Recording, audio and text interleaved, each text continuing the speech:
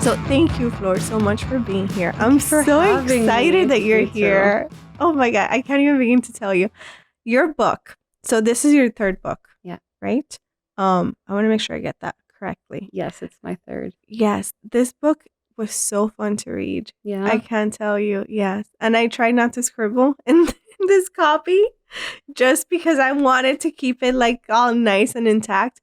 But I love what you did with it. So well, the intention is for you to scribble it. Yes, right. So that was going to be my next point. So for everybody listening, this book is book/journal. Yes. Would that be a good way to describe it? Yes, definitely. Right. That's how I've been describing it. So okay, spot on. Perfect. Yeah. So we have a poem, and then you have a question and space for the reader to kind of just run with it. Yeah. And I loved the experience. I loved it. And you made me think about a lot of things that I normally probably wouldn't think about on my own. Yeah, like what? Well, okay, here. See, I folded some pages. I couldn't resist. This one, Look to the Stars. Okay. So there's a poem towards the end where you talk about how we all, like we should take some time to look up and connect and kind of, I got the sense that it was like, think about where we come from and where we're headed. Yeah. And then for the journaling component, you said we're all made of stardust. And that was like, yeah, obviously from a scientific perspective, yes, yes. But from a spiritual perspective, it does feel like, we're not really connecting to where we come from nowadays. So it was nice for you to like put that question and just make me ponder, where do we really come from? What are we doing spiritually? Yeah. That was the intention. The intention was really just to focus inward and remember, to care for yourself and to really love yourself and, just kind of sit with yourself, because I know that nowadays there's so many distractions. You have social media and TV, the news, and everything that's going on. And I think that a lot of us forget to just sit with ourselves, or we're scared to sit with ourselves and just think about, what we're doing, why we're here, what our purpose is. And that kind of like existentialism comes in, and we kind of just start feeling lower and lower. And the purpose of this book was just to help you feel higher and connect with your inner self and your higher self, and just really come out loving and caring for yourself more. Right. I think, and you tell me if this was an intention behind it too, but this is a great way to kind of start a meditation journey, because the poems are light, but at the same time, there's a lot that goes into them. Yeah. Like you feel nice and happy when you read them, but then you kind of think, and you can go down this road that leads you to very positive outcomes. So did you intend to do that? I did and I didn't. Like when you put it that way, I did not think about it in my head that way. But I just have a habit of writing very light and easy to understand poetry. And I think that now I'm trying to experiment with a little more abstract poetry. Mm-hmm. But for this book, I did want to keep that simple and just kind of let the reader's mind ponder on the prompts and the poems themselves, so they could read it and feel very light and, positive, but then they can have that second thought where they're like, wait a second, Yeah. And I think that's really important. That's why I give the reader that like journaling section, so that they can doodle or write or do whatever they want with it, so that they kind of become the co-author of the book and they're writing their journey alongside mine. That's beautiful. To me, this is a dream come true, because as we were saying earlier, like reading is, it's been a part of my life even before I could read. Like I pretended to be able to read, That's awesome. So, and then as soon as I was able to write, I've always journaled. So the fact that you put those two together, I was like, did she do this for me? Did she know? Which, I mean, obviously you did. Well, I mean, the intention was for, anyone that picks up this book, for them to really feel that it's for them. Right. Because at the end of the day, like how I talk about in Perspective, my first book, is that, we all have different perspectives and we all live different lives, but we're all still human. We all still have souls, and that ties us all together. You know, we're all part of the universe. We all are the universe. And it's important to realize that even though we're all going through different things, we can all still connect and, you know, understand the same things through different ways. Right.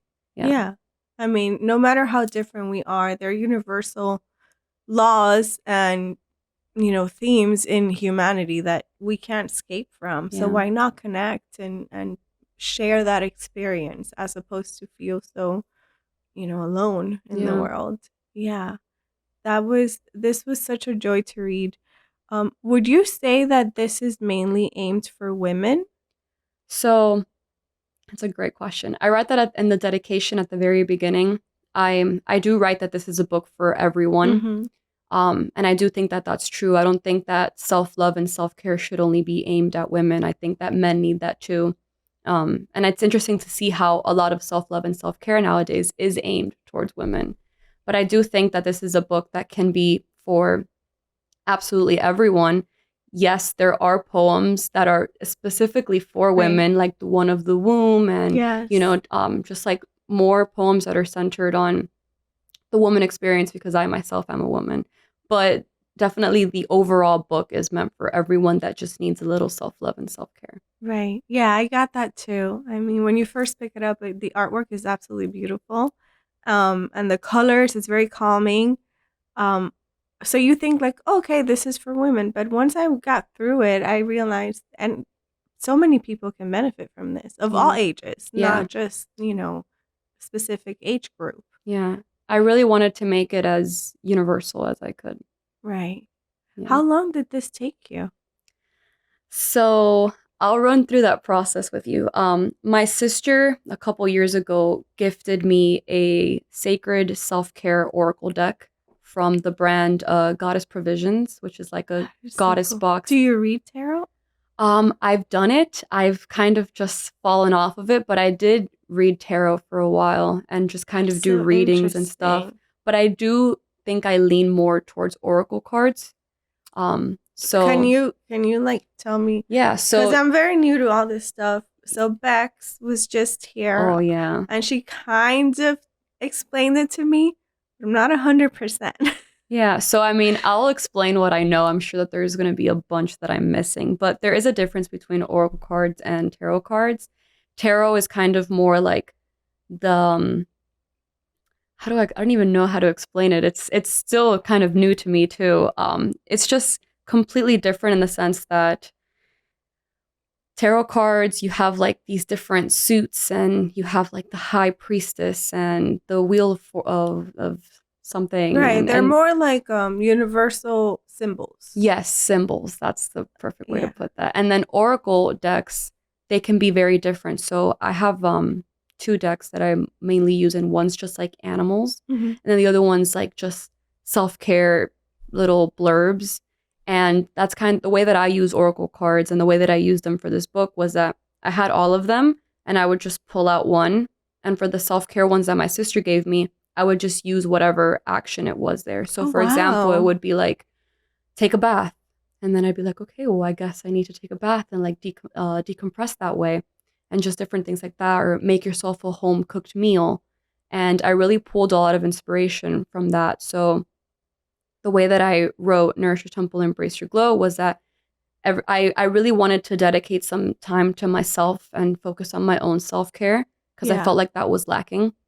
And so I took the deck out, and I chose, I think the deck brought like 52 cards. I just pulled out 50 or 40 something, and then I kind of just wrote my own in for the book. And every day I would try to do the action or the ritual that was presented to me, and then use that experience to write the poem. To be inspired. Wow. Yeah. That's so cool. Yeah, so I tried to make it like a daily thing, a daily routine. That's so interesting. And now I can, okay, that explains so much why like you get such good energy when you're reading this book, because it was literally born out of you taking care of yourself. Yeah. Okay, that's amazing. Yeah, I really wanted to put myself in that position, in those shoes of like, if I'm a reader reading this, you know, and I do this, because really what's prompting you is the question on the side and then the title of the poem. Mm-hmm. And then the actual poem itself is my experience. So then you have like on the side what you can put as your experience, or if you just want to doodle or just kind of like go along with what I had written. But it really gives you that opportunity to do whatever you want. And just connect. I love that. I loved how it was so, you had just like a little bit of prompting, but it was just so open to, whatever. You can write a journal response, you can write a quote, you can write how you're feeling, you can like an illustration if you're an artist, if you're more of a visual person. You did such a good job with this. Thank you. Congratulations. It's amazing. And it's going to do so well. I feel like once people pick it up, they're going to feel good. Your good energy. That's the goal. It's been interesting because I sent out advanced reader copies, and it's been interesting to get the feedback. Because everyone's interpreting things like there's similarities, of course, but everyone's interpreting things slightly different. Right. And it's interesting to see like how the different perspectives and minds are just kind of, seeing this one same subject. And it's been really cool to see how it's helped a lot of people too. Yeah, that's amazing. Yeah, I got my copy, it's been 2 months. Yeah. And I've read it two times. So I read it the first time as quickly as I could just to give you feedback, which I ended up not giving you feedback because I wanted this conversation. I wanted to save it for our episode.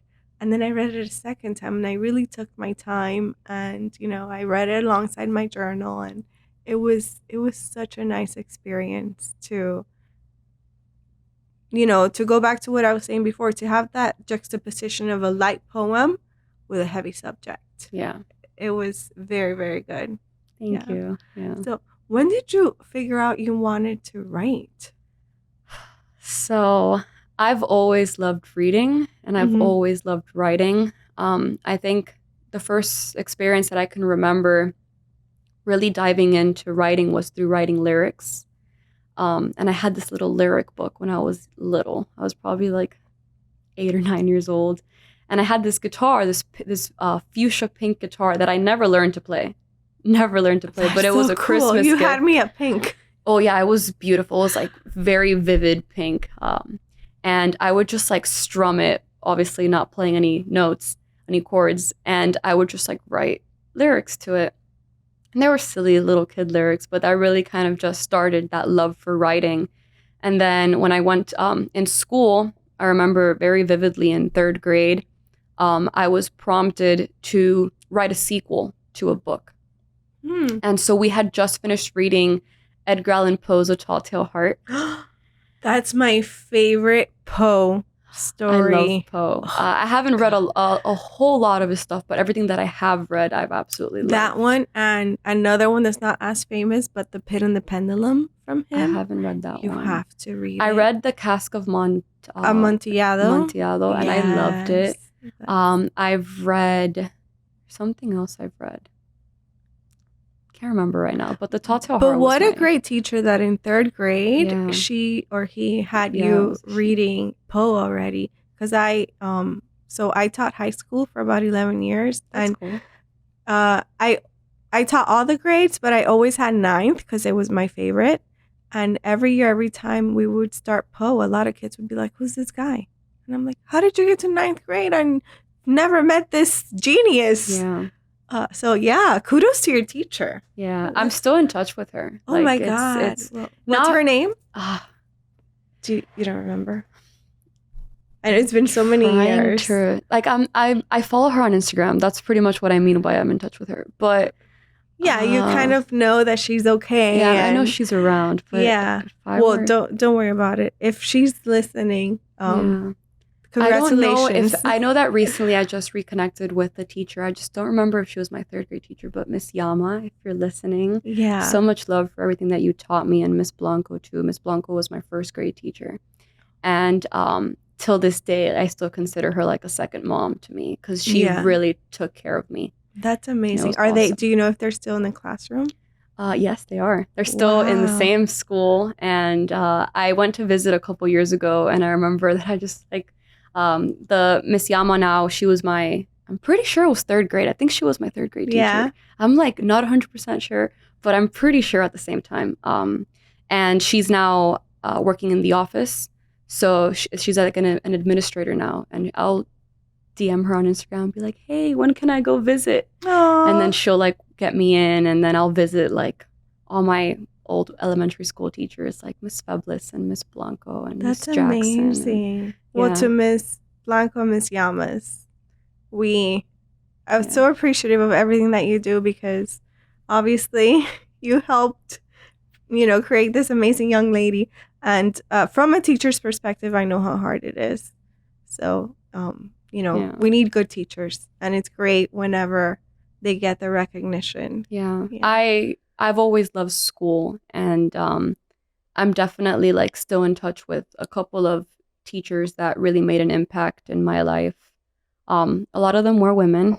Yeah. Because I felt like I could relate to them more. But there is one particular teacher that I had that he taught me math and science, and it was Mr. Sinclair. And I had done my launch party for the language of fungi and flowers at the bookshop, and he showed up with his daughter. How exciting! And it was so great to see him again after so many years, because I had him for 7th and 8th grade. Oh my goodness. So it'd been a really long time, and it was great just to reconnect. And, he told me he was really proud of me, and that really touched my heart, because, math and science were made so much easier because of him. So. Yeah, it's so interesting. And I think we're going off topic, so I'll bring it back. But it's so interesting how much damage or how much flourishing a teacher can help with. Because you mentioning math, I had a math teacher and then as a grown-up, I feel for her, because she was an older woman. It was 6th grade math. She had a huge classroom. She was all by herself. It was a classroom with kids that half spoke English and the other half didn't. And it was just, they were eating her alive, and she was not having it.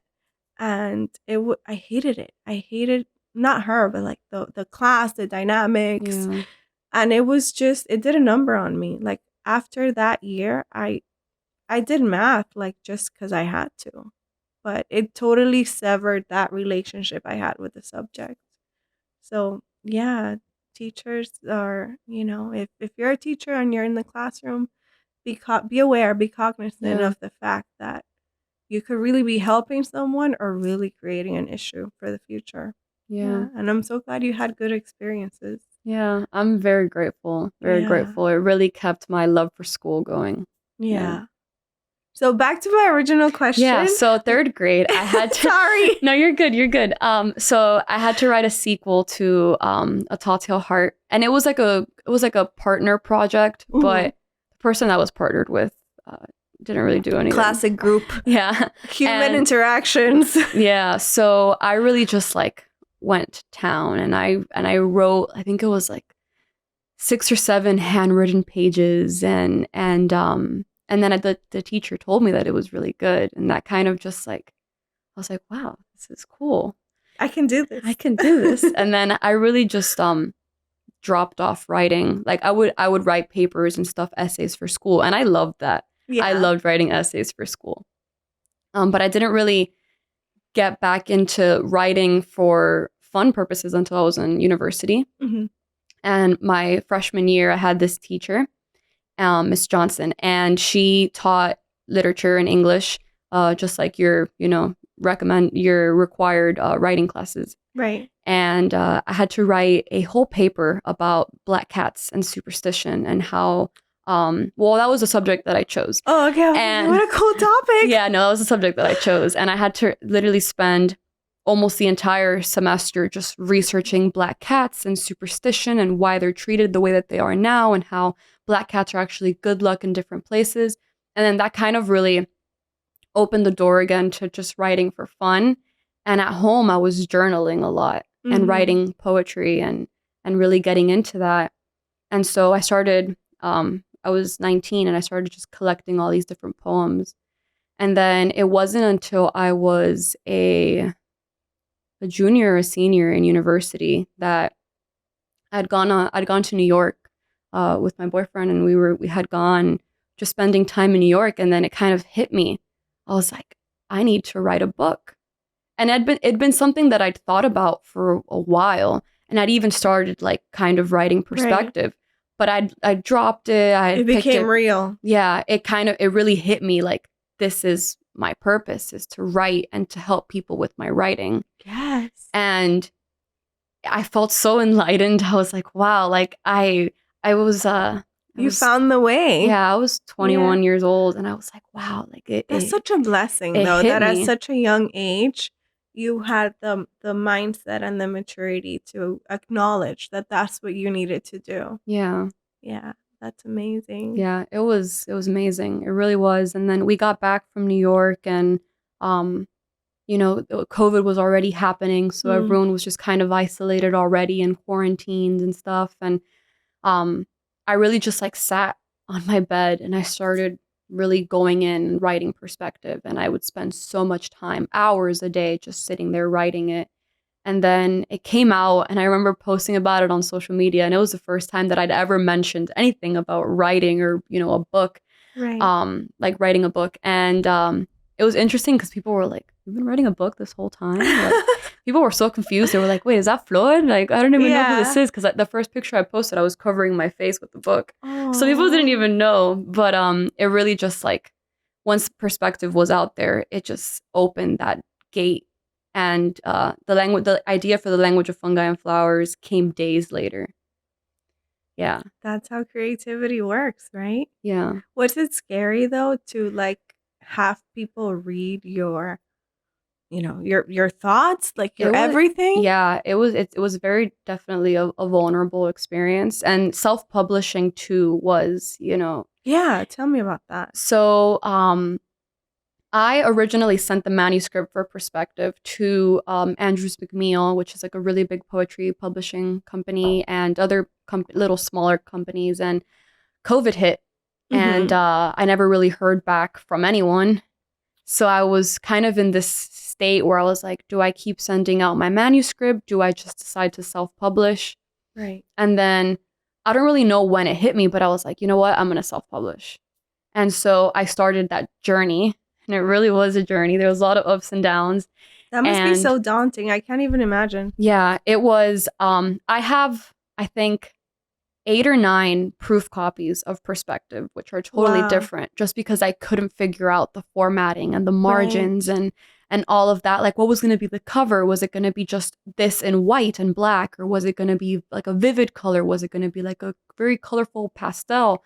And just trying to figure all of that out. And then at the time, yellow was my favorite color. So I was like, you know what? I'm going to do yellow. I'm a fan, as you can tell. I love it. Till this day, I still love yellow. When I do book signings, everyone is so like, they walk in and they're like, what is this yellow book? Yeah. And I remember I did a book signing at Barnes & Noble, and I had this girl come up to me, and she picked it up, and she was like, this has a good vibe to it. I'm going to take it. And I was like, oh, cool. This is so cool. So self-publishing was a lot of ups and downs, but now after perspective came out, I feel very confident in self-publishing, and I learned so much. I learned about the margins and the formatting and how to get it out there, and I published through Amazon Kindle, so they make it really user friendly, and I love that. And they have great customer service, and they really just make it simple. And I've actually started now coaching for self-publishing. That's amazing. So it's, to me, I'm taking on my first client now, and it's really amazing because I know that at the end of the day, like, I'm giving her all the tools that I have to do, to write her own book and get it out there. Yes. So it's really cool. And that must feel so empowering, right? Yeah. To like help someone achieve their dream. Yeah, definitely. When I did my first ever book signing at Barnes & Noble, so the way that worked is that I just walked in and I went to customer service, and I was like, hi, I live like a couple blocks from here, and I just wrote this book. Is there any way that I could do a book signing? And Jose, the manager at the Kendall location, he was like, yeah, let's see the schedule. And he's like, okay, you can come on this date. That's so exciting. But I can tell why wonderful things come to you because you're a go-getter. You advocate for yourself. You weren't sitting around waiting for somebody to call you and be like, hey, come and sign your book. Yeah. You walked in there and you were like, hey, I have a book. Yeah. Something that I've always told myself is the answer is always no if you don't ask. Oh my God, yes. Yeah. That's I'm sure beautiful. that I've heard, I'm pretty sure I didn't come up with that. I'm sure that I've heard that somewhere. I usually say, which is the one that everyone says, I'll apologize later. Like, just do it and say you're sorry if you if you did something wrong. But you're so right. If you never ask, the answer is always no. Yeah. Yeah. So I carry that with me everywhere. And now you gave it to me. Yeah. And I'm going to keep it. And I hope you do. And I hope you use it and it gets pushed out further into the universe. And I'm sure it's going to stay with our listeners too. Yeah. I think it's something that can really push you. Yeah. Because, a lot of times you're afraid to ask and you're afraid of what change is going to come with what happens or just what the future can hold.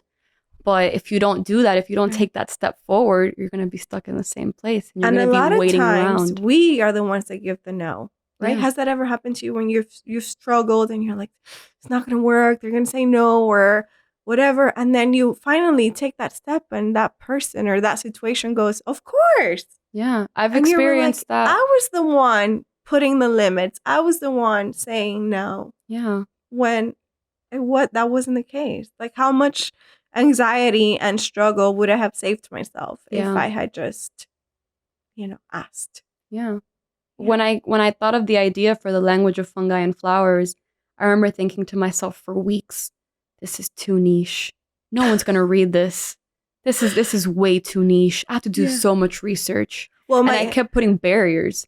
Right. My cousin, it's down here. Yeah. So my cousin bought this one. Oh, yeah? Because of what it's about. Yeah. Yeah. So that's exactly the point. Like I was putting all these barriers on myself, telling myself, no, who's going to read this? Why would I even write this? But that idea persisted. And literally weeks later, I was still thinking about it. And it got to a point where I was like, you know what? If I'm still thinking about this weeks later, I'm just going to do it. Yeah. And I spent 6 months doing research and illustrating and writing daily. Wow. And it was out into the world. And like, I'm seeing now so many people are actually really liking it. Like how I was telling you earlier, I had a book signing on Saturday and this mom came in with her son and she bought a copy of The Language of Fungi and Flowers and she just messaged me yesterday and was like, I just finished The Language of Fungi and Flowers. I absolutely loved it. You have a forever fan. And like that really touched my heart because I was like, wow, this is the book that I had a lot of doubt in just because it was something that was so specific. And, the purpose of it was for you to read it and really feel like, I want to connect with nature, which is something that's so important to me. And that's why, I spend so much time illustrating each flower and each mushroom and doing all that. So you did all the artwork? For The Language of Fungi and Flowers, yes. Oh, my I did goodness. The cover. I painted all the mushrooms and flowers with Photoshop. Wow. Is there anything you can do? My goodness, because these are beautiful. Thank you. These are, it's art. Yeah, it took a long time. I believe it. Yeah. What I did a lot of the time was that I had an actual picture of that mushroom or flower, and then I kind of traced around it and then played with the colors myself. So it was a lot of tracing. But listen, whatever you needed to do for this to be the result, it pays off.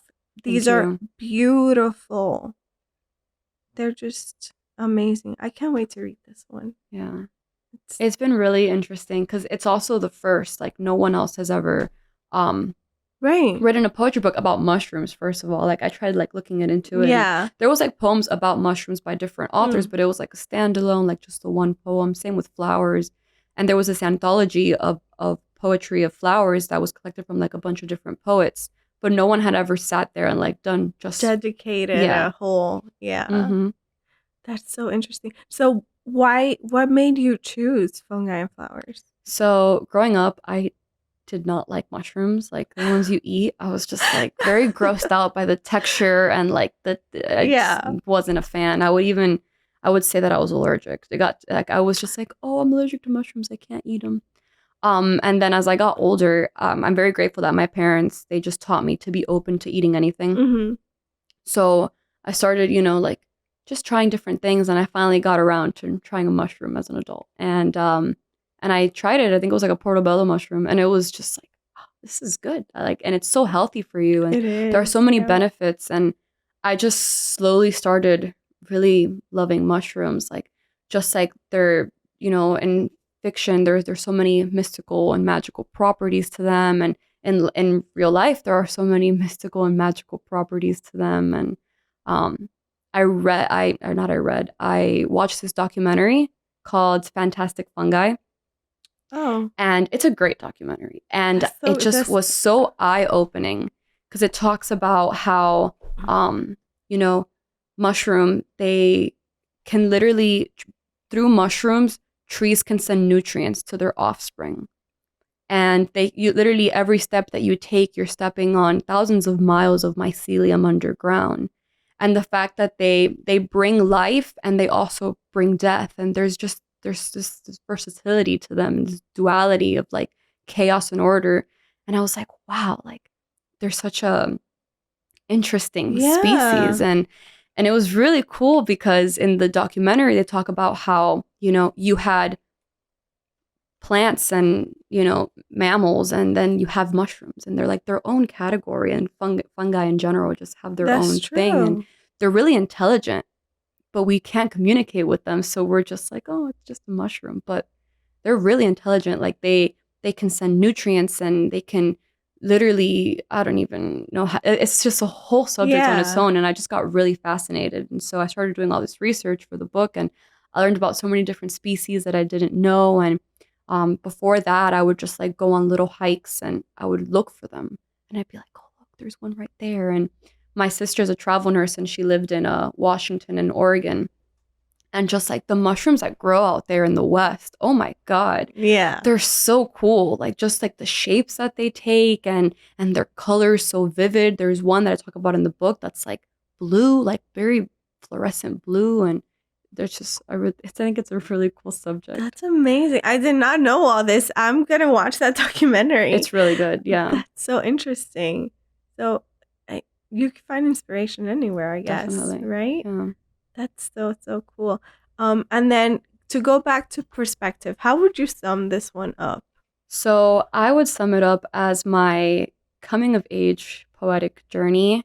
And it's kind of a really good hand that you can have if you're feeling alone, or if you're feeling like you're about to have an existential crisis, and you're young, and, kind of that feeling of connecting with nature. And, even though we're all different, we all can share some of the same perspectives and connect with one another.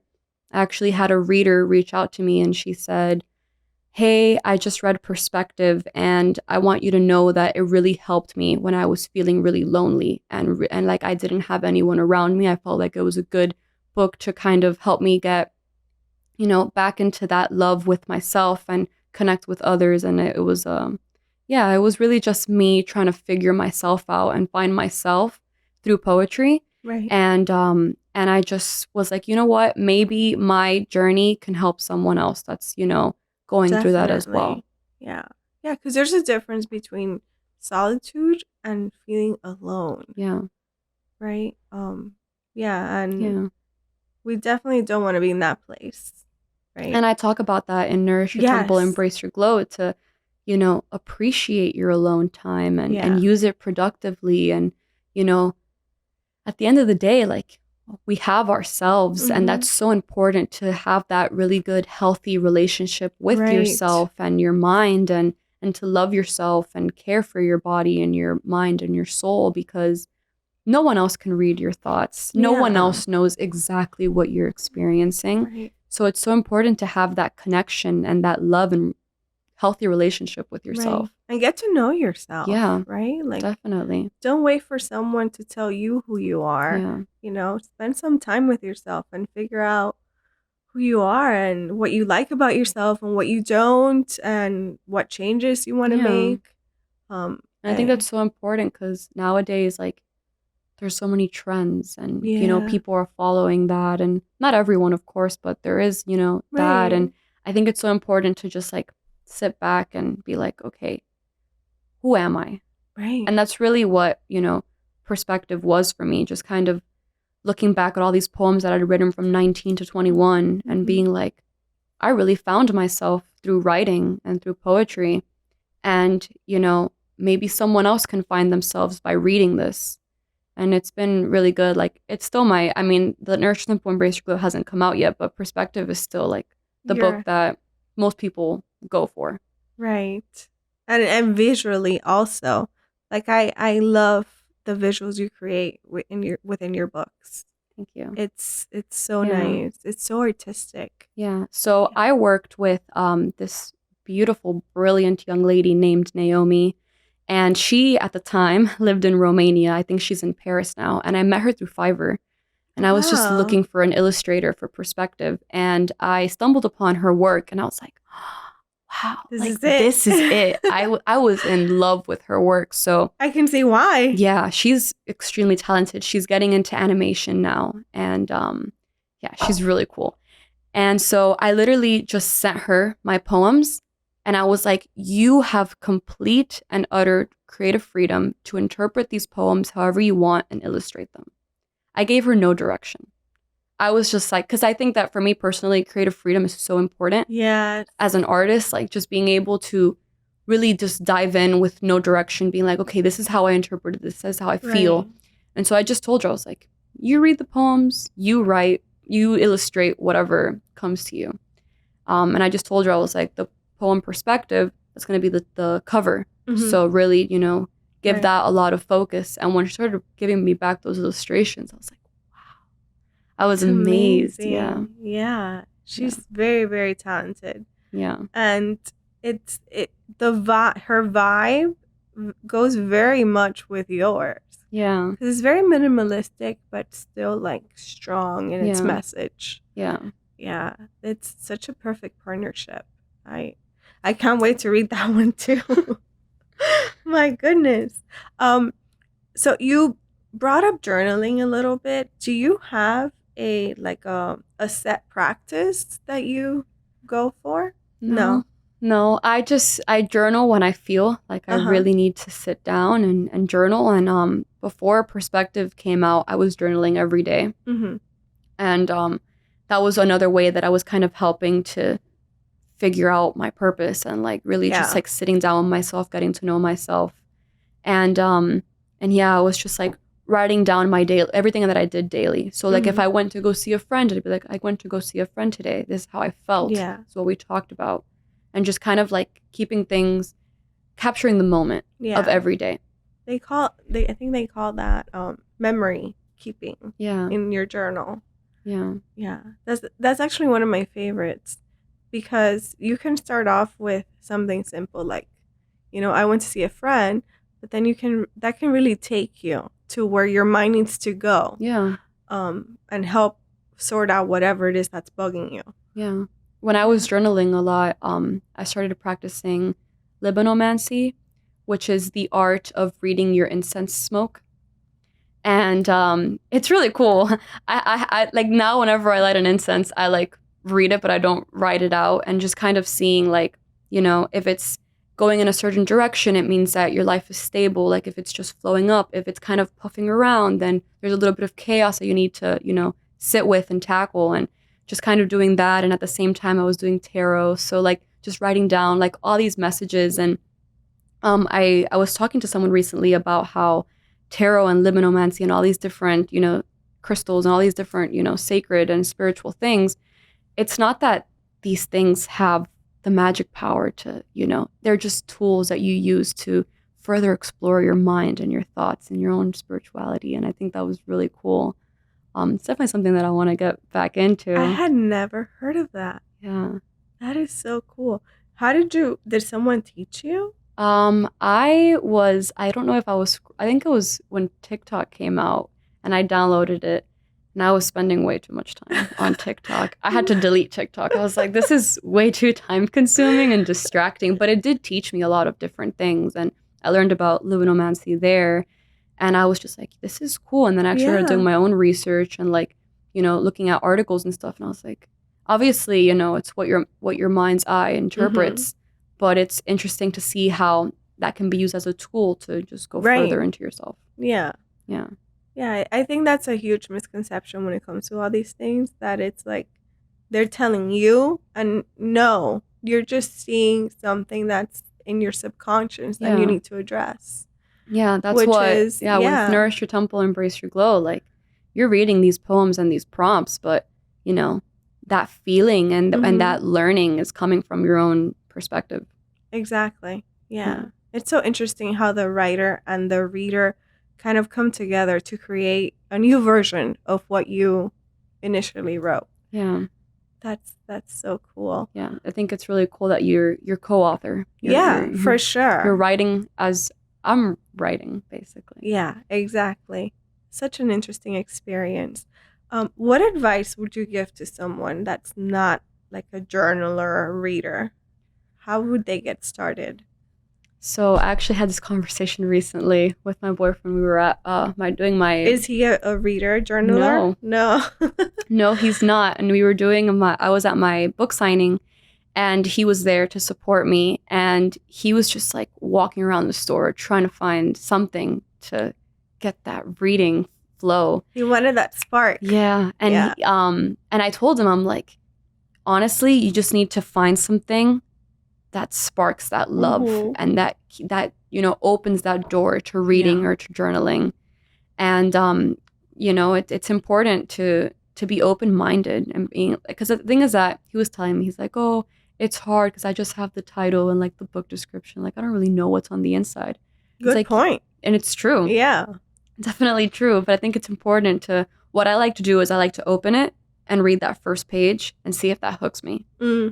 Or like sometimes like people that I look up to will publish something and then I'm like, okay, I want to check that out. Right. But I think it's important just to go for it. Like, you know, be open-minded enough to be like, I'm going to try journaling. I'm going to try reading and see where that takes you. And obviously everyone's different. So for some people, it's like watching a documentary or, you know, listening to music, going out in nature, making music. Like everyone can find that self-comfort and that inspiration in different things.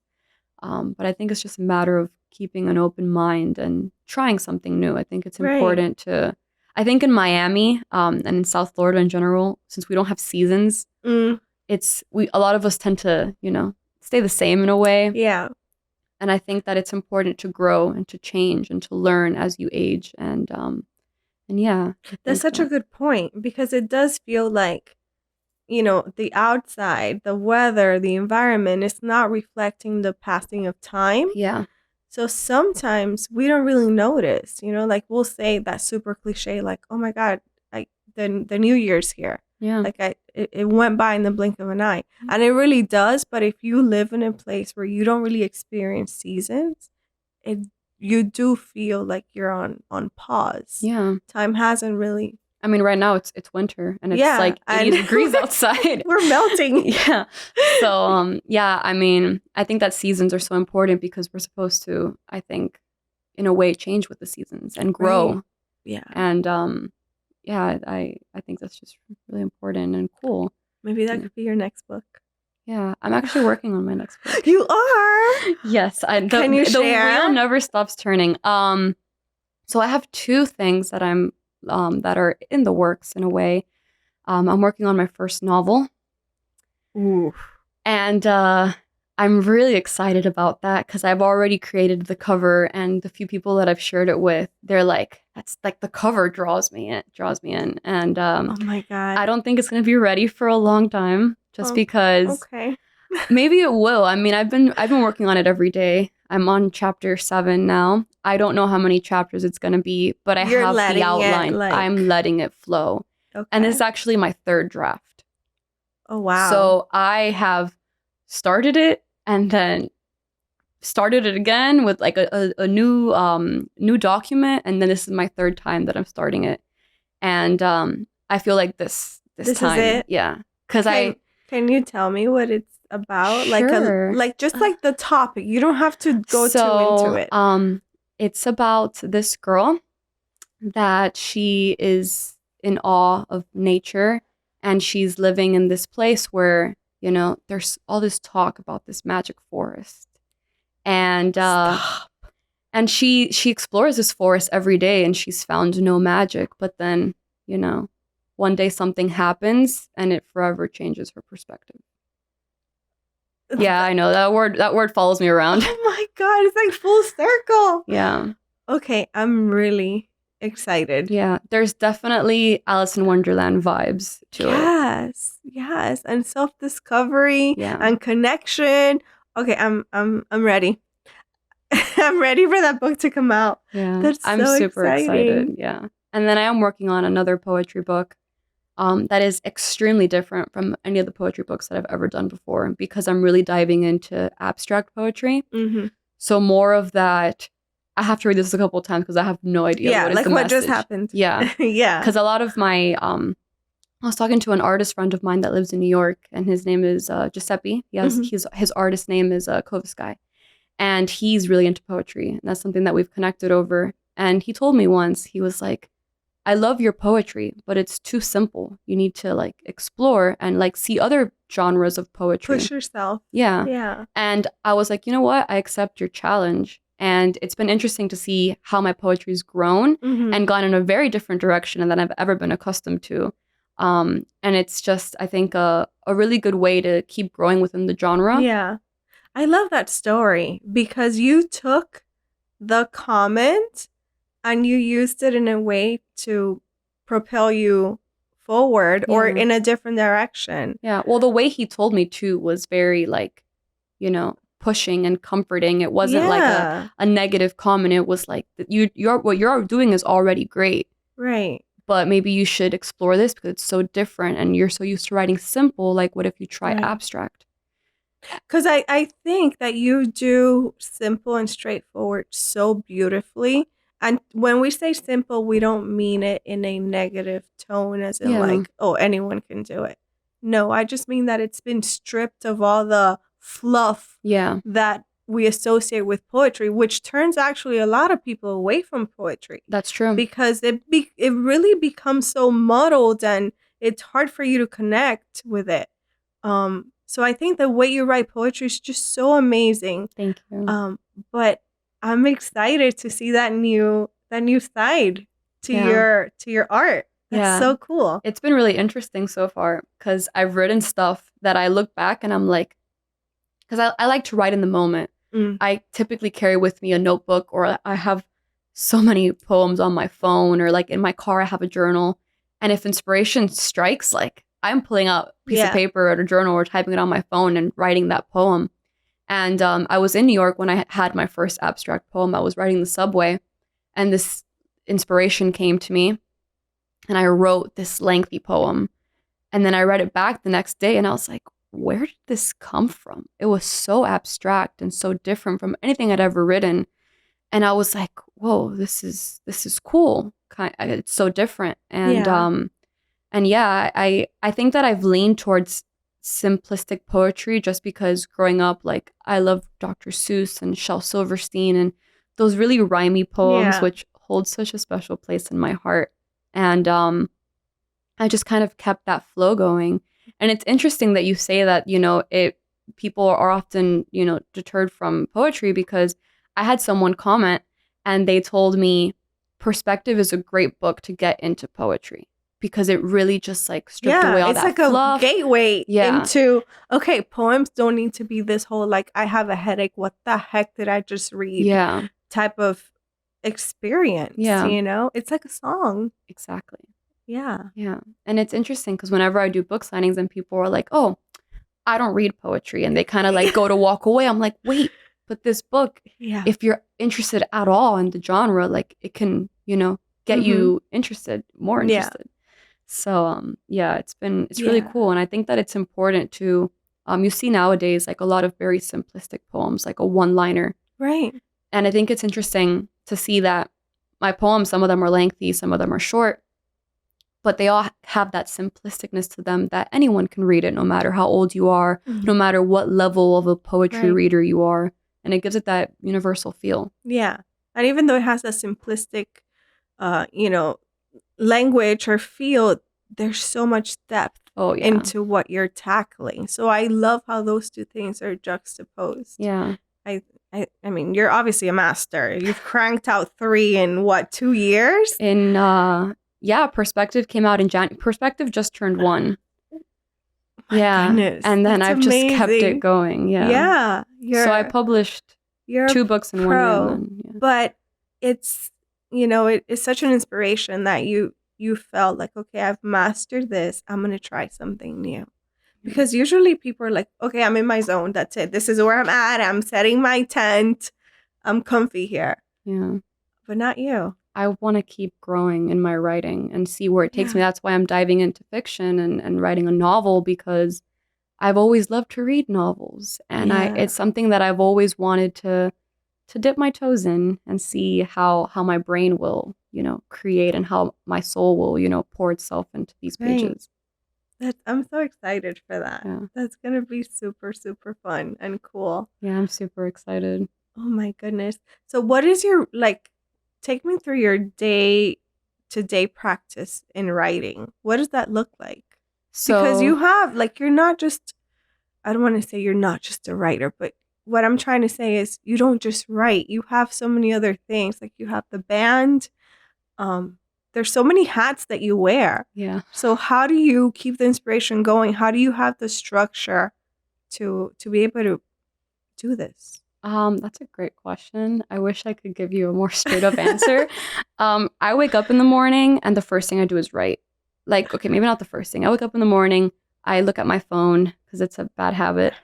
We're there with you. Yeah. So I wake up in the morning, I look at my phone for a little bit, and then I will either sit at my desk or I will grab my computer and stay in my bed and just start writing. So I work with Paper Publishing, and I will ghostwrite or edit. So some mornings I'll be ghostwriting. Other mornings, lately, how it's been is that I'm working on my novel. So I'll get there, and I'm a really big fan of V.E. Schwab and her books. And what I love about her is that on social media, on Instagram, she's very vocal about her writing process. Yeah. And it's so inspiring because she'll literally tell you, she'll go on her story and she'll be like, I wrote 1 sentence today, and you know what? I'm considering that a win, because writing is not easy. It's not. And it's like, wow, I look up to her so much as a writer, and for her to be like, you know what? I wrote 1 sentence and that's okay. So then that gives me the chance to say, if I write just 1 sentence today, that's okay. Right. And she talks about how the way that she keeps that creative flow going is that even if she doesn't write daily, she'll look at what she's written, and she'll look at that book that she's working on, and just even looking at it or thinking about it keeps that creative flow going, which I think is where I was struggling with the first 2 drafts, because I would write some and then I'd drop it because I had other stuff to do. And then I'd pick it up again and be like, oh, it's okay. And then that's kind of how it was. And now I'm really just trying to make it a daily habit to look at what I've written or where I'm going with the book. And yeah, just I really, really, really love to write. It's something that brings me peace, and it's something that I can use to help others and inspire and get creative. And it's just something that I know will be something that I carry with me for the rest of my life. Right. That's so amazing. We're so lucky and blessed that you figured out your abilities this early on so that we can have all these amazing books already. It's so interesting to see, someone as young as you that is able to accomplish so much, because life is hard, and it's hard to figure out where you stand in the world. And if you look at and you can say that about any generation, but when you look at younger people, everything that they're faced with, at least I didn't have to deal with the internet when I was, 10 years old. I'm dating myself. I remember slightly the world without the internet and social media, and it was so different. Now, you look at these kids growing up and they have so much to deal with, and you look at social media and everyone's always posting about how great which of course, you should post how good news, right? But hanging out and always being with friends. So if someone feels the need to seek solitude, as we were saying earlier, they must feel awkward, like I'm weird, I want to be alone. Or well, I've been told, I'll never forget this. I was hanging out with a old friend of mine that I'd grown up with, and I was just talking to him, just chatting, and he goes, "You're too deep. You need to you're taking me way too deep." I was talking about the universe and why we're here, and just talking how I really just normally talk. And you were just having a conversation. Yeah, I was just having a conversation, and he goes, "You're too deep." And I was struck. I was like, am I too deep? What does that even mean, to be too deep? And I think that's something that pulls back to what we were saying earlier about there's so much it's written simplistically in my books, but there's so much depth to it. Yeah. And I think it's just because that's just how I am as a person.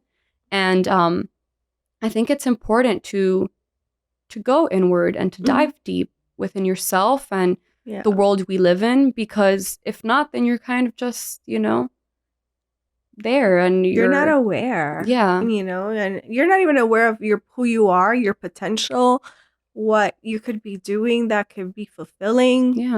It's, and then we see all these other things, the trickle effect, anxiety, not understanding your place in the world, and it becomes an issue.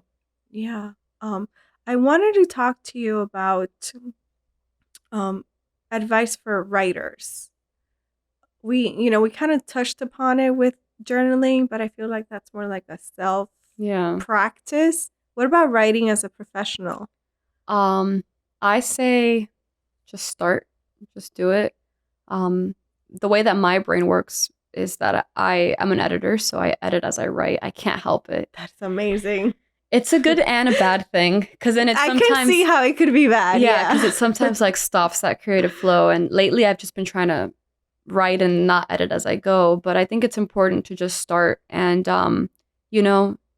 it's okay if what you're writing isn't great, because even if you don't think it's great, someone else can think it's great.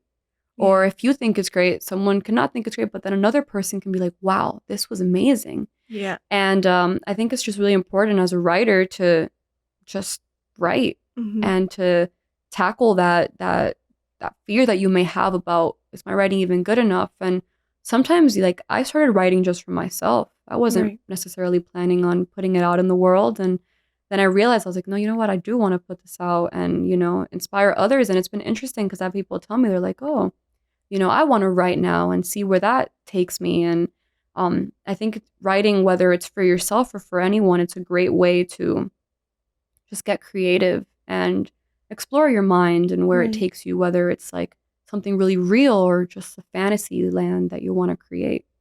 Right. So, yeah. That reminds me of, so I'm a huge fan of V.C. Andrews. I don't know if you're familiar with her work.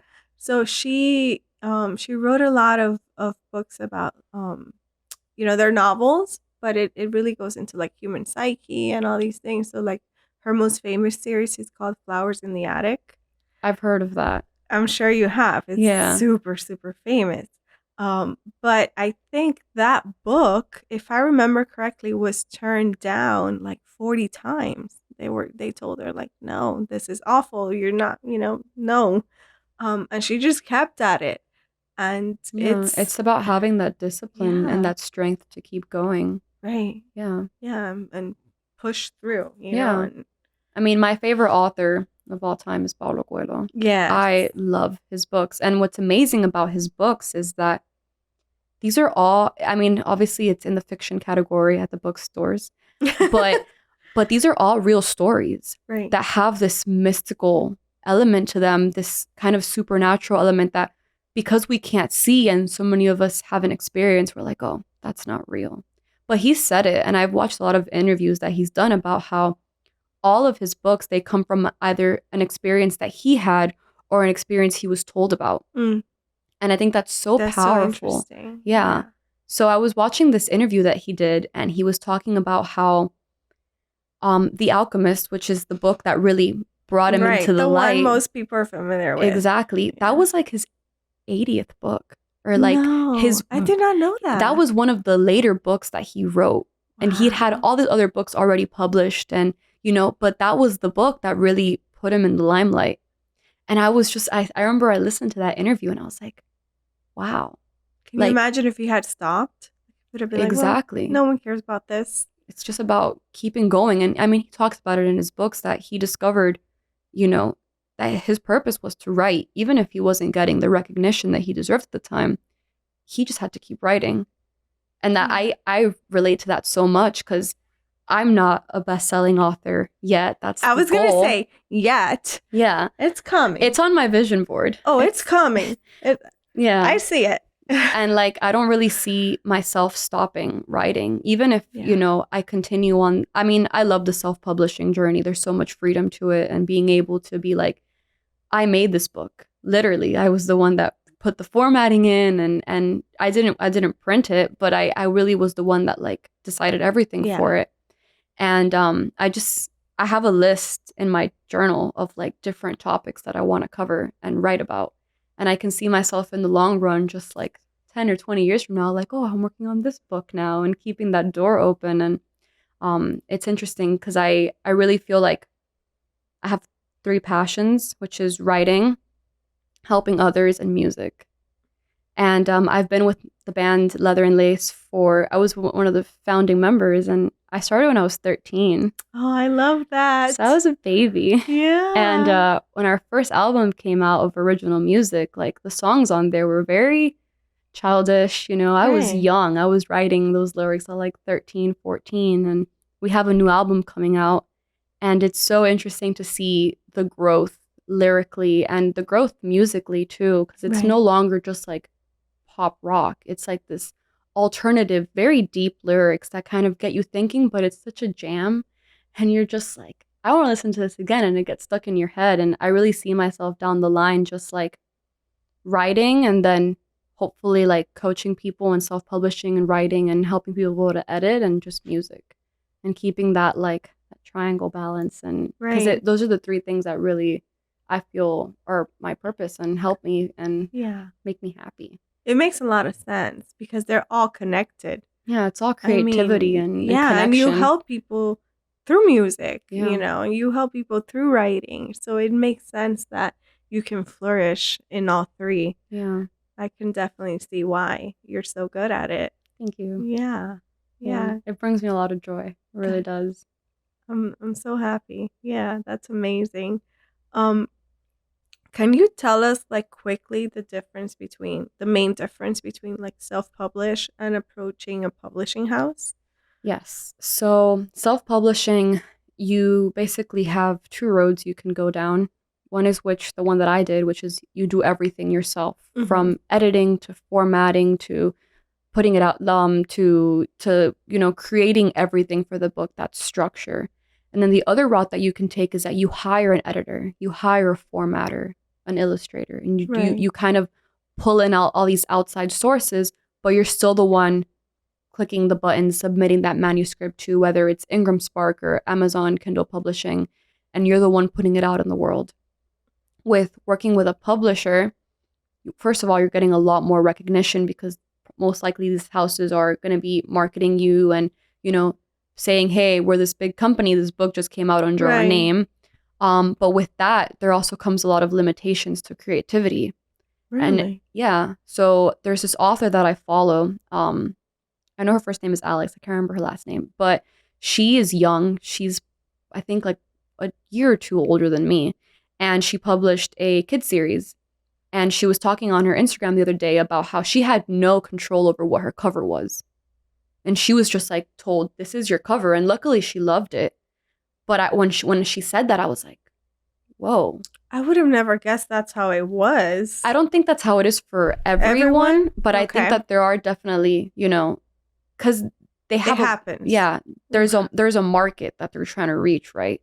So they're thinking this is the way. Yeah. And then a lot of times it works, like a lot of times that cover or the way that they want that book to come out works because they know the market. Right. But a lot of times, like as an author and as the writer, I would want that creative freedom. I would want the ability, that's why I self-publish, to just, be like, this is really mine. Yeah, this is your baby, you know? Yeah, like these are my babies. Yes, really are. For sure. I totally understand that. Yeah. So to think that somebody can just take it and just run with it, ooh, I don't know how I would feel about it. Yeah, and I mean, every publishing company is different, of course.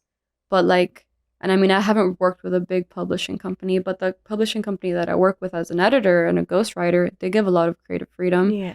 But I know from seeing people on, you know, social media talk about their experience with publishers, how they don't have a lot of creative freedom, or sometimes they'll tell you like, oh, I don't like this section of the book. Can you rewrite this? And it's like, but what if I love this? And there's kind of that, you know, weird dynamic. But I mean, at the end of the day, they're really putting your book out there and you're being seen by so many eyes. Right. I guess it's a trade-off. Yeah. Yeah. I'm sorry. You're good. And there's also a lot of saturation in the market. Like, I know with Andrews McMeel, which is the company that I really wanted to publish with, and like till this day, if they were to come up to me and tell me, oh, we want to pick up your book, I'd most likely say yes, just because most of my poetry books are from them, published by Andrews McMeel. And it's interesting to see how they work, because a lot of publishing companies, sure, you can get a literary agent and then they'll submit your manuscript on your behalf. True. But what I like about them is that they give you that option to submit your manuscript. Or if you self-published and they really like your book, they'll reach out to you and be like, hey, you self-published this book. We want to take you under our wing. Right.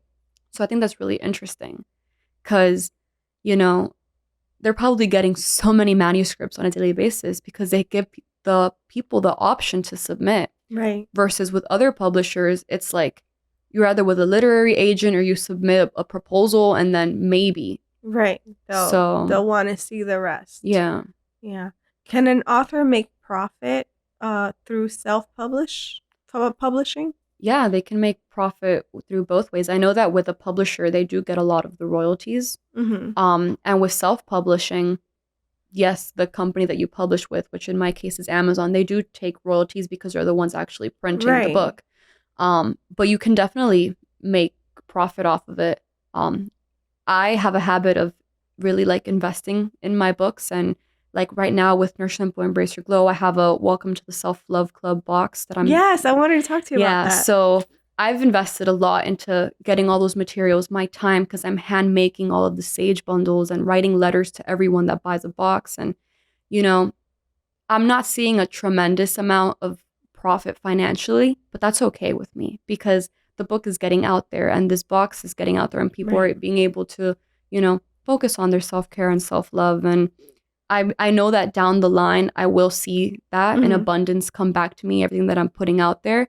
But I know that I'm still at the beginning of my journey. You know, it's only been a year now that I've started, you know, this, and it's only up from here. You know, people say that the first 5 years are the most difficult, and then you kind of just, you know, blossom.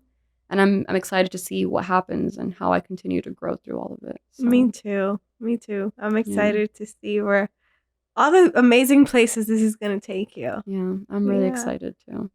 So, the official date that Nourish Your Temple, Embrace Your Glow comes out is February 3rd. 3rd. And the reason I say it in that tone is because that's another thing with self-publishing. You don't necessarily know when your book comes out.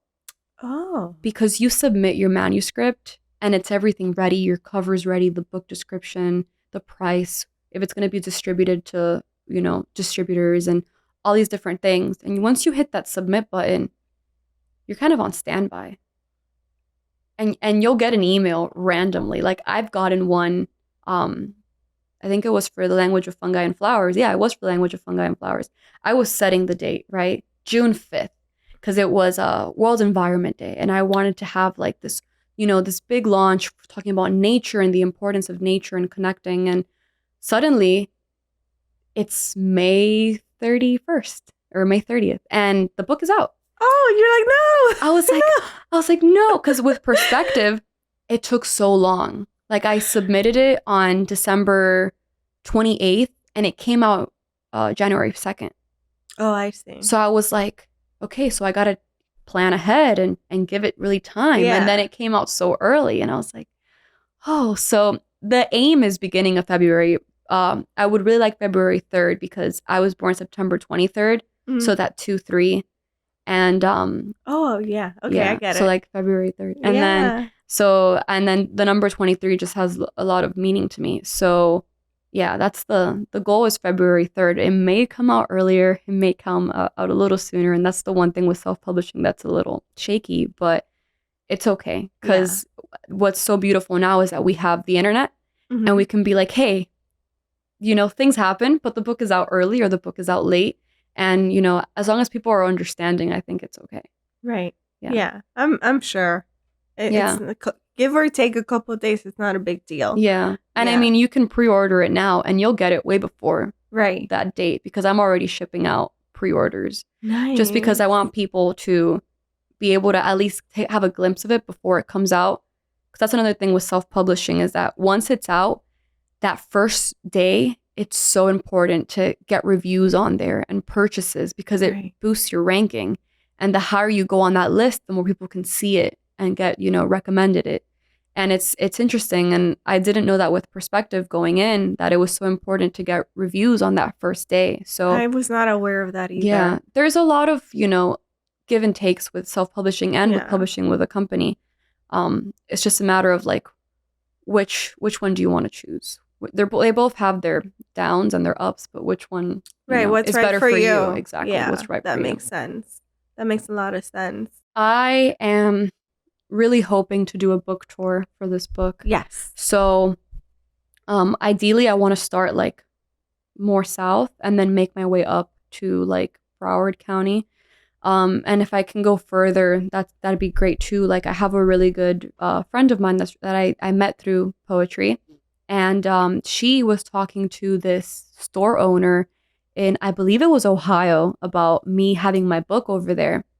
And I mean, if the opportunity comes where I can do a book signing in Ohio, like I'm going to take it. But yeah, the plan right now is, so another thing with self-publishing is that it takes a while for the distributors to get their hands on the book. It's not just automatic. It takes about maybe like less than 2 weeks. So the book will come out and then I have to wait a little bit. And then I'll be able to go into mostly Barnes and Noble and be like, hey, my book is out. Here's the ISBN. When can we schedule a book signing? And it's been really great because with Perspective in the Language of Fungi and Flowers, I've already, stepped through those doors. Right. And I know a couple. You feel comfortable. Yeah. And I know a couple of different managers for different Barnes and Noble location. My local one in Kendall, the manager there, he's kind of the district manager too. So he has been able to connect me with other people, with other managers in different locations. And so I already told him, I was in the store just browsing books with a friend of mine, and he was there, and I was like, hey, Jose, I have a new book coming out. And he was like, you just always have the ball turning. And he was like, we laughed about it. And then I had actually just given a advanced reader copy to my friend that I was meeting there. And so I was like, hey, can I borrow it really quick? And I showed it to him, and he looked at it and he was like, it's going to be a good book. Yeah, just come talk to me and we'll schedule a date for you. So the book comes out in February, and I'm thinking that March is going to be my touring month. Yeah. Okay, that's exciting. So, yeah. So then what they do is they're in charge of bringing in all the books and having them ready for when you show up. Yeah. That's cool. So the way that, they do that, or some stores, although I realize now that like the company as a whole is trying to not do this as often, is that they'll bring your books in on consignment. So you'll bring your books in. And then they'll pay you 60% of the profit. Okay. So, which is not bad. No, 60% is not bad. I've seen like with other publishing companies, like when you publish with them, they do 70-30 and they take 70% and then you get 30%. That's a lot. Yeah. And it's your book, but they're the one putting it out there.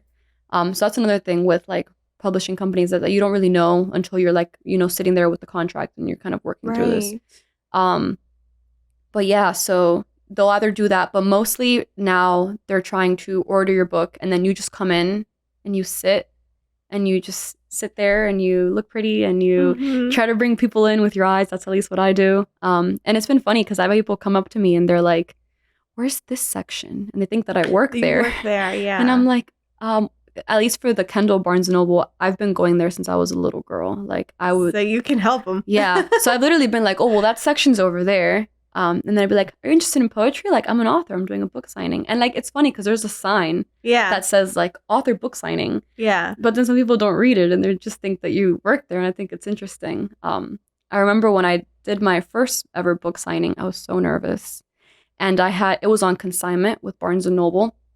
And I'd ordered 60 or 65 copies of Perspective. And only 40 came in because the rest just hadn't come in yet. And it was my first ever book signing. And I don't think I was being taken as seriously because I'm young and it's poetry. And it's like nobody cares. I was kind of shy when I came up to Jose in the first place. And I was like, hi, I'm a local author. And so then I just sat there and he was like, he told me, he's like, it's your job to sell your book. Like, we're going to give you the sign and the table and the space, but like, we're not going to be, Yeah, we're not going to direct people to you, let them know. Yeah. Which is a bit of a shame. Some Barnes & Nobles do it though. Like when I did my signing on Saturday at the one in Coral Springs, they made an announcement on the speaker. That's so nice. Yeah. Because actually, I think it was like 2 weeks ago, I walked into the Barnes & Noble on Miracle Mile, and there was an author sitting there. I didn't even see her. I walked right by, and if she hadn't called out to me and said, hey, how are you? I totally missed her. And I'm so glad that she did because I got to talk to her for a little bit. I purchased the book. Yeah. I'm about to dive into it now, in the next couple of days. She's super cool.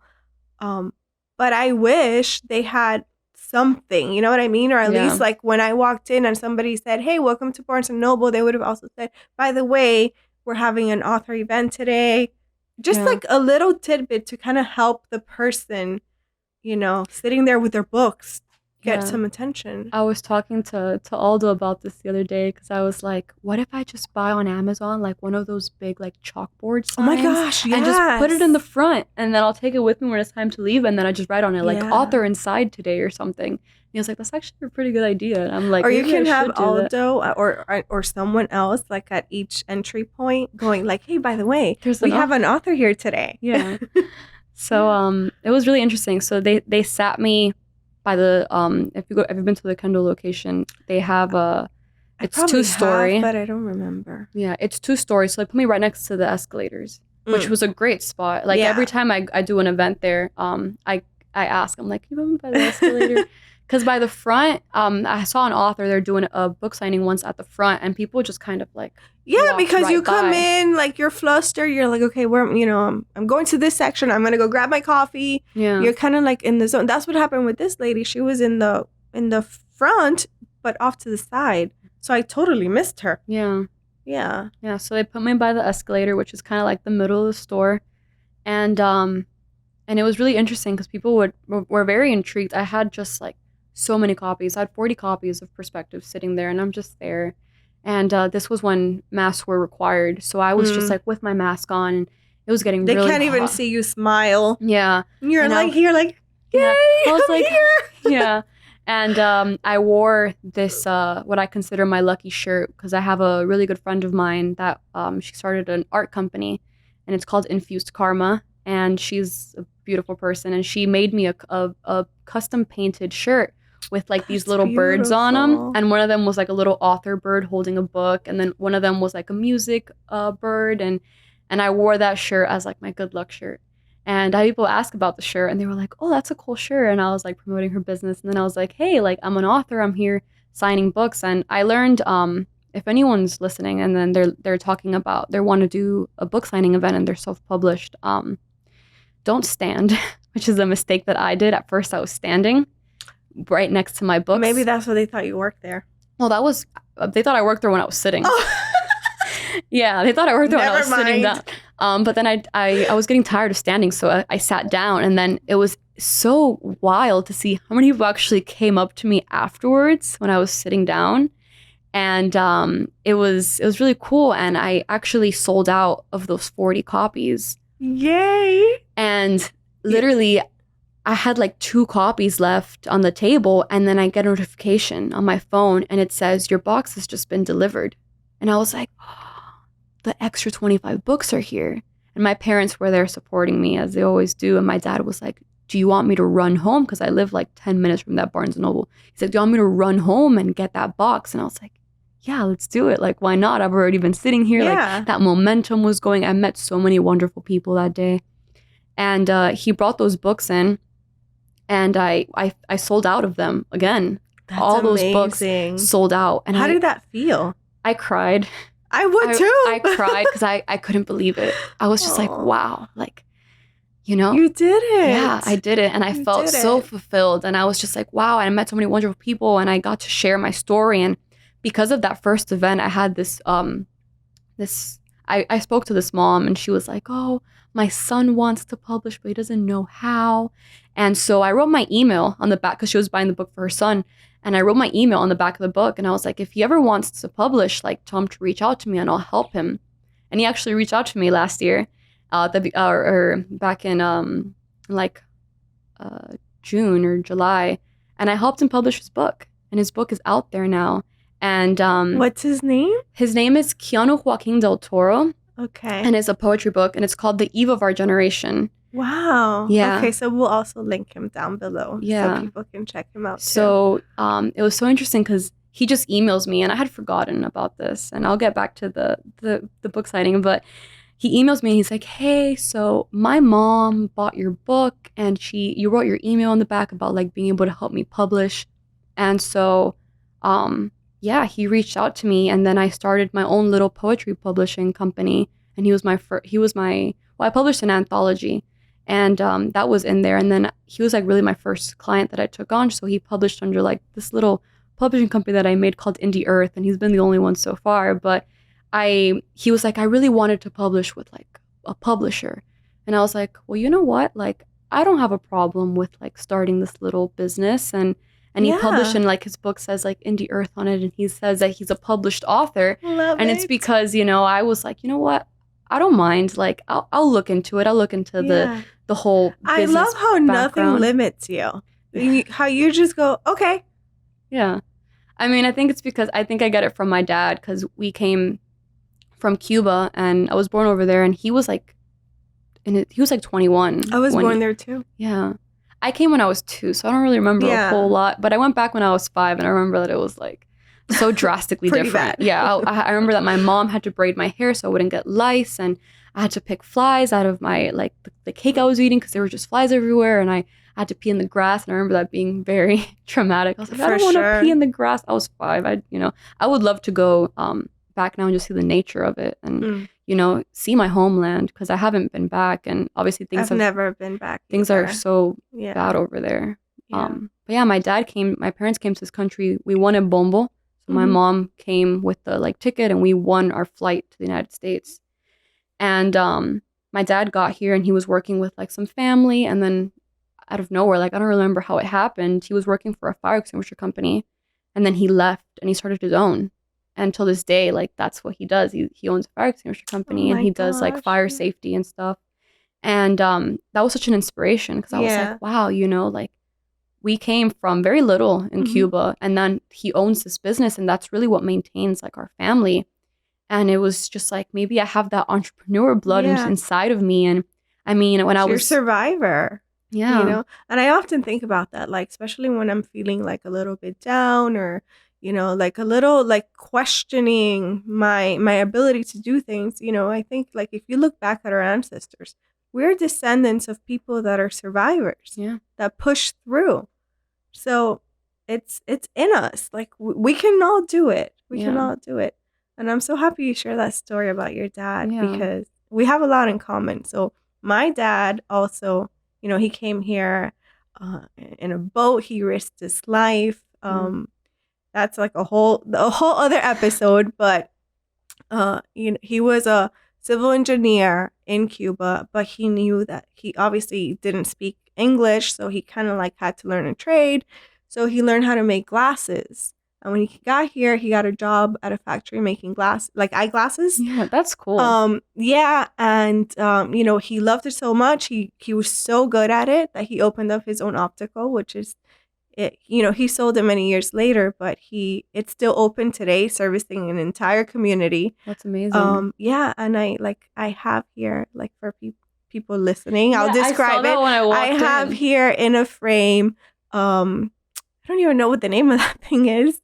What the letters you look at when you're getting an eye exam. Yeah. And the reason why it's there, it's all busted and broken and taped up, but it's in a frame because it was the very first one that he purchased for our business. And that's the one that kind of like, before we could afford the nice big one that you see at the doctor's office, it was that tiny one. So I keep it there and I look at it and it reminds me like, you can do it. Yeah. You can do Definitely can. You just gotta go for it and be disciplined and push through the challenges, and you can do it. I mean, I've had like little businesses here and there from when I was in high school. And in high school, I would make mini ears, and I still make mini ears if people, reach out. And those are a big thing.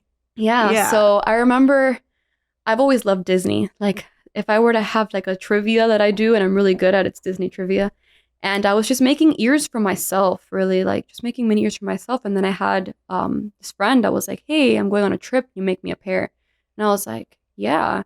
And I charged her $20 and I spent like $40 on materials, but I didn't even care. I was like, oh my God, so then I started my little ears business, and it was called Ears by a Little Bit of Honey at first. And then I rebranded and I changed it to Mellow Magic Ears.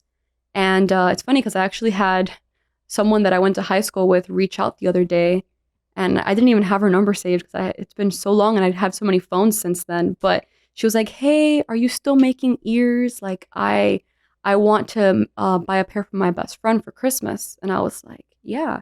And the way that I do things now is that if you wanted a pair of ears, like, those are your ears. I do not repeat designs. It's unique, handmade.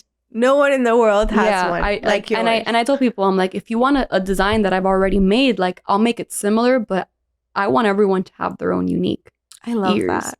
So that was really where I dipped my toes in the business world. And then, now I'm an independent contractor for Life to Paper, and I edit and I ghostwrite, and I'm, helping people to publish, and I'm coaching, and I'm doing all these different things. And like, I'm sitting here and I'm talking to you and I'm reflecting now, and it's like, I'm doing a lot of different things, yes, and I wear a lot of different hats, but they all make me happy, and I'm somehow able to balance everything, and like, knock on wood that I'll be able to continue doing this. But yeah, I it's all helping others and connecting and getting creative, which I think are it's awesome. It's at the end of the day, it's really what we're all about, right? We all have a need to create. Even people that say, "Oh, I'm not a creative person."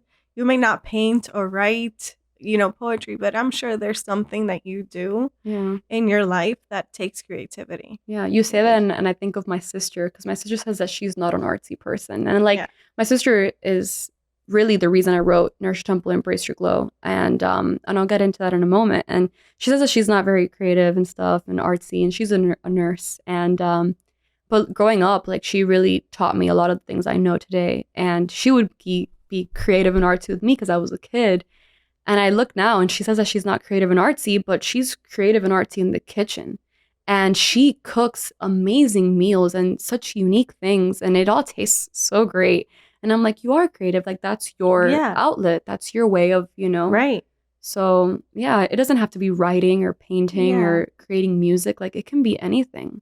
Yeah. And I think that's such a beautiful thing. Right. It's just part of being human. We have that need to create and see ourselves in something that came from us, whether it's a plate of food or a poem. I believe that 100%.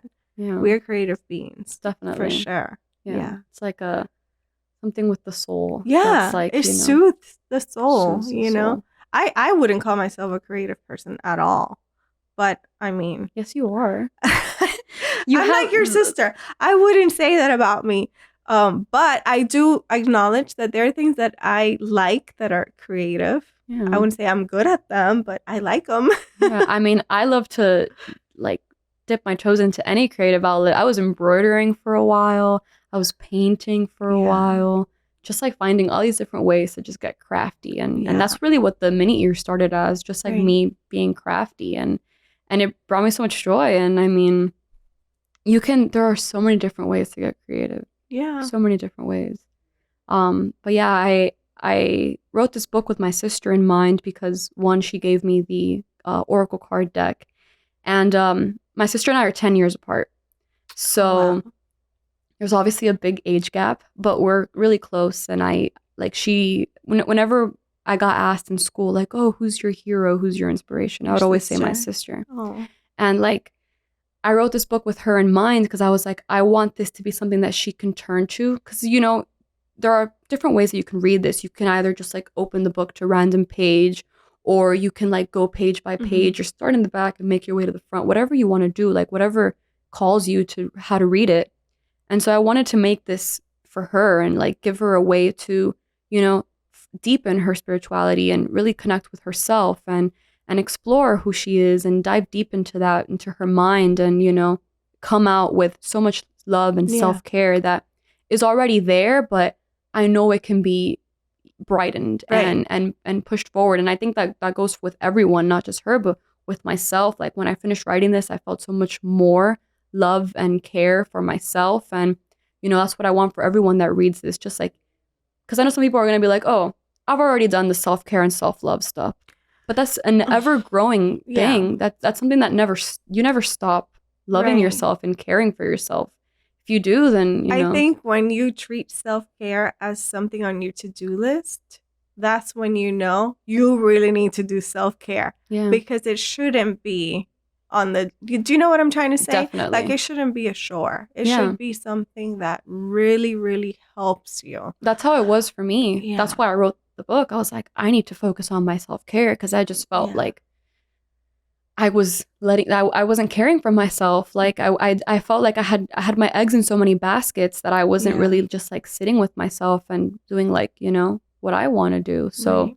And it's so interesting that your sister inspired this, not just because of the gift she gave you, because of her job. You mentioned she's a nurse.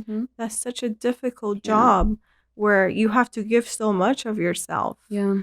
I can see why nurses, and they go through a lot. Like we don't talk about how, first responders, they see things that we don't see every day. And, a lot of times they don't even talk about it. No. They're just kind of like, oh, I had this, patient pass away, and they just kind of, and like obviously as you are in the field, I feel like you grow accustomed to like seeing things that drastic, but at the same time, like you never do, you're still it's still like I don't want to say it messes with your psyche, but it does have an effect. Oh, for sure. And I think that's something that, energetically too, because you're around, as much good as you do, there's also things that are out of your control. Yeah. So many stories that you witness that are just so sad and make you, I'm imagining, would make you feel lost and feel like humanity's falling apart. My sister's told me stories of patients that she had, and I remember this one man that she told me about that it was something along the lines of, he was sick and he was like, on the verge of dying, but he said that, and these weren't his exact words, but he said something along the lines of like, it's okay. I can go because I know that I lived my life the way that I wanted to live it. And my sister was like, wow, that's so inspiring because no regrets. Yeah, because there are people that don't, that they're on their deathbed and they're like, I wish I would have done that.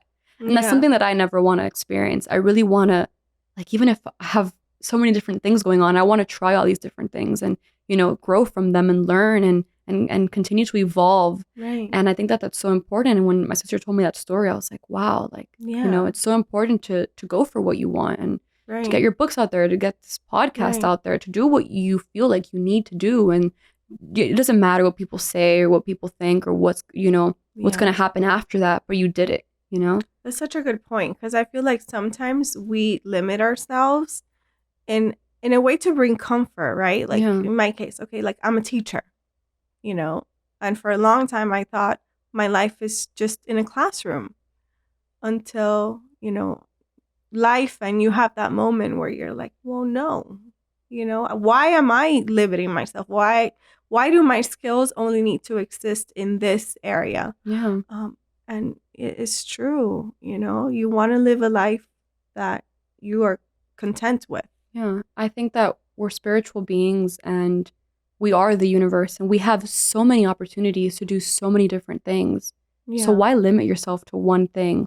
Why label yourself as I'm just this and continue living that path when you can be like, well, I do this and this brings me joy and this too, because we're not one dimensional, you know?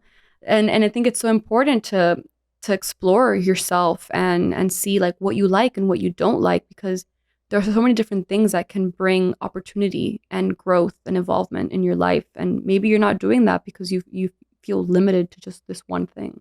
Right. Yeah. Yeah. That's so interesting. And such a blessing that you figured that out. Because I mean, it took me a while, and I know people that still haven't figured that out. Yeah.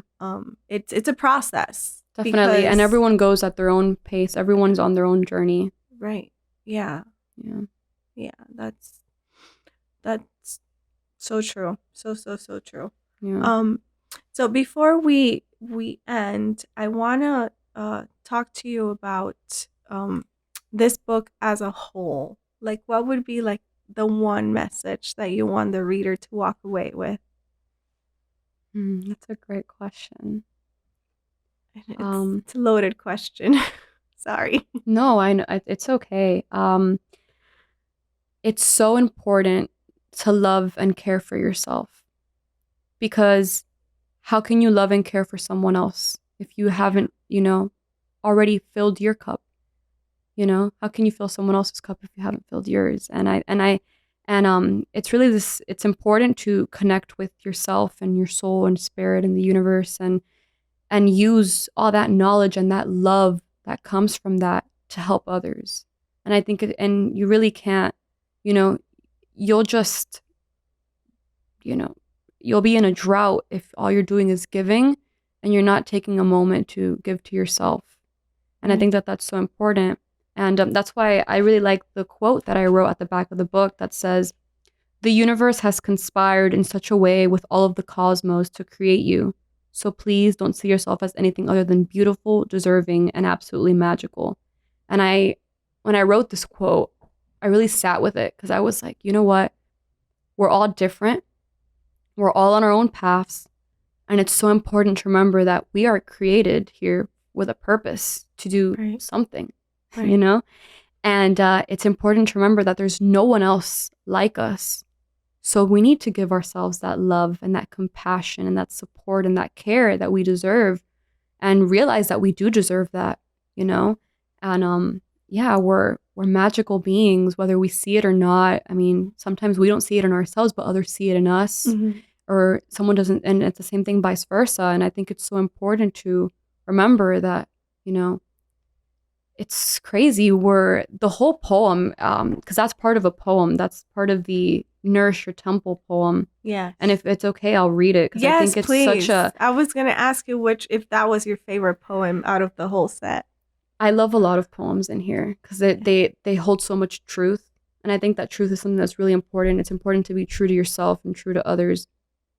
But this poem, which is the title piece, basically, it holds such a special place in my heart, because it's really that like aha moment, that wow poem that's like, okay, I'm ready to take that next step, and I'm ready to dive into loving myself and helping others and finding my purpose if you haven't already. So the poem is titled Nourish Your Temple, and it reads, "The universe has conspired in such a way with all of the cosmos to create you. So please don't see yourself as anything other than beautiful, deserving, and absolutely magical. I mean, the chances alone of being alive, traveling through time and space on a blue-green gorgeous floating rock, spinning at roughly 1,000 miles per hour should be enough to keep you grateful and giddy at just the thought of being human, flaws, experiences, and all." And the prompt next to it just says, "You are the universe, one and the same." And I think it's so important, because like, what are the chances of us being here right now, and we don't know what's going to happen tomorrow. And it's so important to remember that message, that we're so lucky. Yeah. And there's so much to be grateful for. And I think that that's another thing about the book, is that it should teach you about gratitude. Yes. Because even if you don't have everything that you're wanting, you have more than other people in some ways. Like, someone could be wanting your life and what you have, and you're over here like, I wish I had this. Like, you need to remember to take a step back and reflect and be grateful for what you have, for the fact that we have this conversation right now, that we have food on the table and family and connection and self-love and a roof over our head and the ability to breathe and be healthy. And it's so important. And I think that we often forget that. Definitely. And it's important to just be like, there's so much to be grateful for. And the fact that we're here we're so lucky.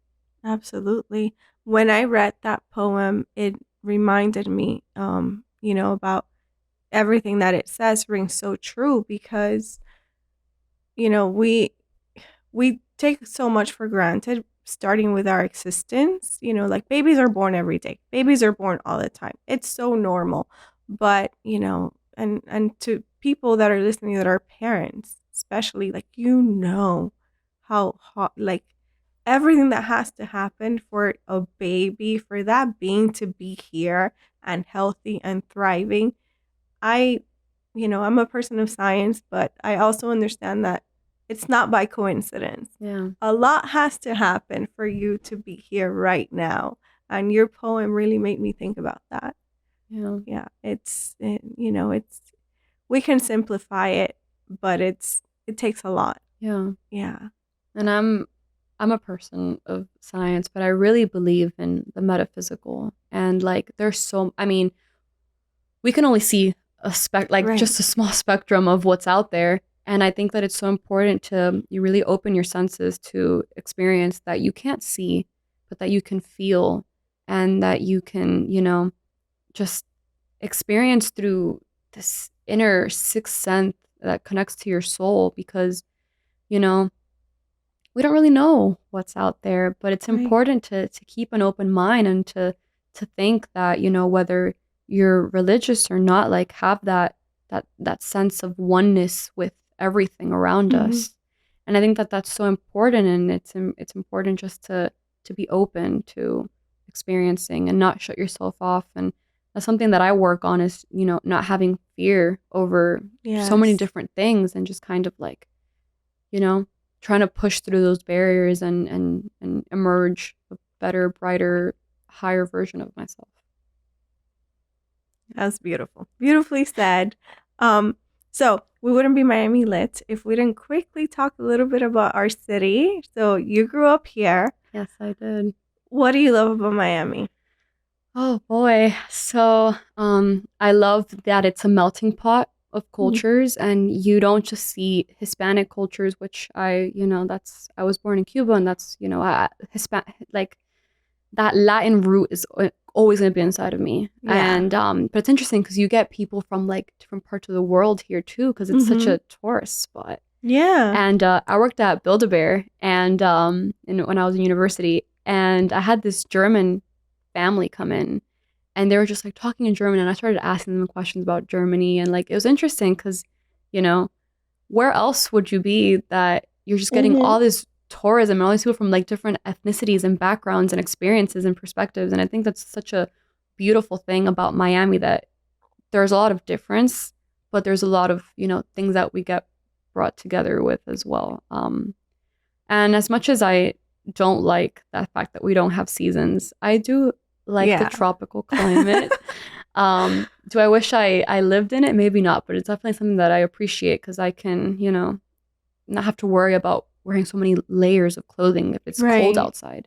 And it's also where all my family is, and everyone that, has made me who I am is here. And, we brought everyone from Cuba when we got here. And yeah, there's just always going to be a special love for Miami in my heart. Like, downtown has really been growing on me, because there's just so much art and life. And it's changed a lot. And it's changed so much. Wynwood, and I love that it's such an art scene now, because it really brings out more of that creativity. Right. What's one misconception that you've seen people have about Miami? That it's a party town. Yeah, me too. I mean, yeah, you can totally see that side of it, but it's not just that. And I think it's interesting because I forgot who I was talking to, but I was talking to someone about that they were going to come visit. And they were like, oh, like all the partying. And, I mean, people come here on spring break, but like, there's so much more to Miami than that scene. And, there's a lot more than South Beach. Exactly. Yeah. So yeah, it's interesting. Interesting how people from like different places see it. Right. Yeah, I know. Have you ever had the experience in your travels when someone asks you where you're from and you say you're from Miami and they like feel bad for you? No. No? Oh, No. nice. Everyone's always been like, oh, Miami? That's so cool. Yeah, that's awesome. Yeah, it's happened to me several times. They're like, oh, you're from Florida?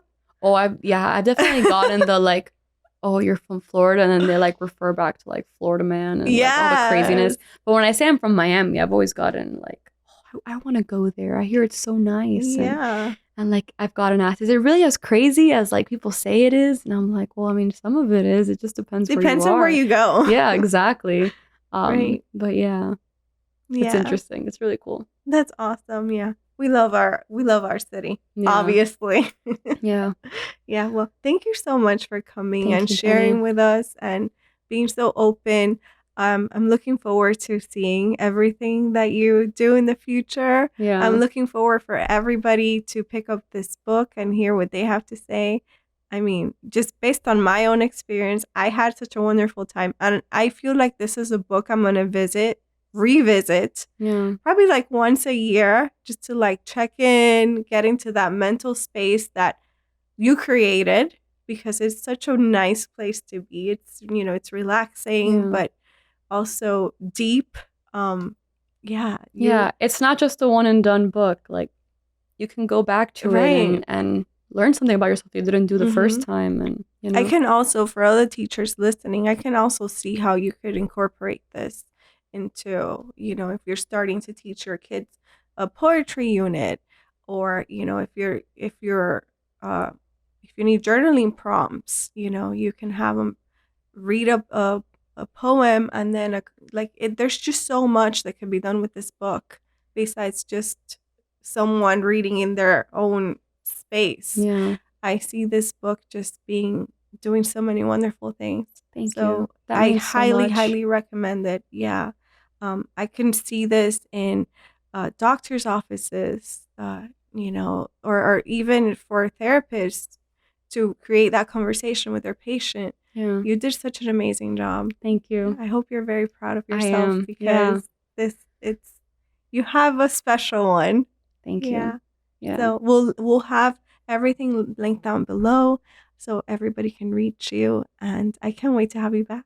Yeah, I'm excited. Thank you so much for having me. This has been something I'm looking forward to for a long time, and you're such a wonderful person. I love talking to you. Thank you so much. And I'm really grateful to be sitting here with you today. Yeah, I'm grateful that you're here. I'm so grateful that you're here. This is a dream come true, because when this idea started, this is exactly why I created this. I wanted a space for writers, for authors, for creatives, for people making a difference in the community, to have a space where they can come and have a conversation that's their conversation. Yeah. So I'm so blessed that you're here. Me too. Thank you. And to everybody listening, same for you. We're so blessed that you're listening and you're spending your time with us. Yeah, and we wish you nothing but the best, and we will see you next time. Yeah, nothing but love and good vibrations. Absolutely. Yeah. Thank you so much. Oh my God, I had so much fun. Me too.